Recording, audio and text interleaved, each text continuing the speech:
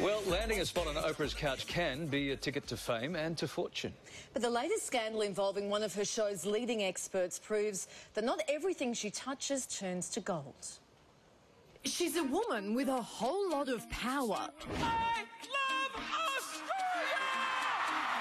And on the receiving end of that fame are the experts she enlists. From books to TV and now the web to have a national conversation about health and wellness. So let's start talking. I'm not asking you to save the world. I'm just asking you to save yourself. Both Dr. Oz and Dr. Phil have enjoyed international success, all thanks to Oprah. But sometimes there's a flip side to the fame. One of Oprah's leading child experts, Dr. Melvin Levine, committed suicide on Friday, a day after 40 of his former patients filed sexual abuse charges against him. They said, this is a famous doctor. You're lucky to be treated by him and to be seen by him for this stuff. It's not the first time experts have landed the talk show host in hot water. Plastic surgeon Dr. Jan Adams appeared on Oprah before operating on Kanye West's mother just before her death resulting from surgery complications. Can you get rid of stretch marks or surgery? I don't believe so. We call them stretch marks, but they're really not stretch marks. They're actually scars that have formed underneath the skin. And in 2006, Oprah invited author of A Million Little Pieces, James Frey, on the show for a second time after his memoir proved to be fabricated. I have been honest with you. I have, essentially admitted to what I have been lying. There have been a few hits there, so can Oprah's credibility recover? Well, joining us to discuss this a little bit further, journalist Mark Joyella, who's in New York here on the couch, marketing expert Matthew Bywater, in Canberra entertainment columnist for the Sunday Telegraph, Jonathan Moore, and good morning, everybody. Mark, first up, the US media contingent is reporting that celebrity paediatrician Dr. Mel Levine committed suicide because of the class action against him. What else can you tell us? Well, good morning, guys. The latest on that this morning is that police investigators say this was, in fact, a suicide. They have ruled out anything else. And they say that the doctor did leave behind a suicide note.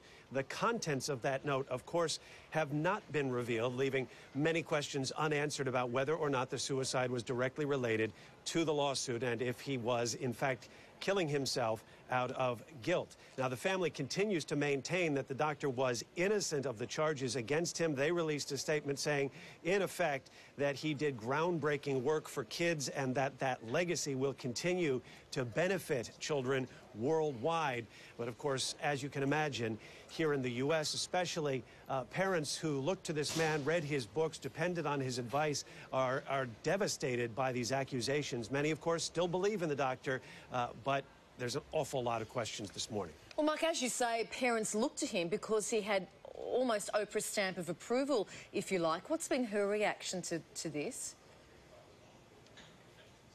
Officially, no reaction other than any reference to the doctor has been removed from Oprah Winfrey's website, where you could usually go and find, clips from the show and the words and recommendations of books from folks who have been associated with Oprah over the years.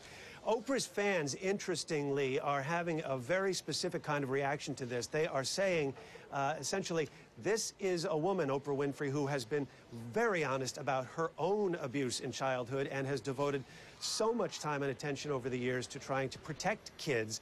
And they say, given how many years she has been on television with so many guests and experts, how could she have known? Of course, we'll have to wait and see. Yeah. Matthew, in Kylie's setup package there, we saw that Oprah's taken quite a few hits. There's one thing or another circulating most all of the time around Oprah. Could this sort of thing affect her credibility, albeit by association? Absolutely. The trick here now, though, is whether this is going to be a dip momentarily or it's going to be a longer, deeper dip in her credibility. Now, that will all depend on the approach that she takes and Team Oprah takes to actually respond to this to these allegations. Right. Matthew, these experts who wield so much power, it's so important that they remain squeaky clean. I mean, I think it's important they remain squeaky clean regardless of whether they're on the Oprah show or not. But they've certainly lived their life in the spotlight, don't they? And they're under much scrutiny. They're under a lot of scrutiny, and this is the thing about celebrities, is that we hold them to a much higher standard than the average person has to actually live with. So there's a higher account or a higher degree of accountability. So they have to be absolutely squeaky clean in everything, not just themselves in case of Oprah, but in everyone around her. We'd be naive to think that Oprah's camp wouldn't have plans in place for something like this, having been through it before. They would have preemptive... A disaster plan. Yeah, they would have preemptive plans already in place, and I think we're seeing stage one of that right now. With this no-comment stage we're going through, that's actually a reconnaissance stage. They're looking around to see what else is out there. They don't want to comment too early, because there may be more information comes out that's damaging. They can get broadsided from the side, so they want to really survey the landscape and see what's out there. OK, Jonathan, we turn to you now. This isn't the first time, of course, that one of Oprah's experts has hurt the TV star's reputation, is it? There's been numerous examples, but let's bear in mind she's been on air on this show for 25 years. Like, you know, you can put on a whole list of things, but, I mean, comparatively, I don't think it's that massive. You've got various examples, and they're very public examples, so we see it very openly. You've got the abuse case for her orphanage that she set up in South Africa. You've got her endorsing the book The Secret, and then the author coming out and saying the tsunami in 2004 was called upon by itself and deserved almost. So, you know, there's a whole bunch of examples, but, you know, not that many comparatively.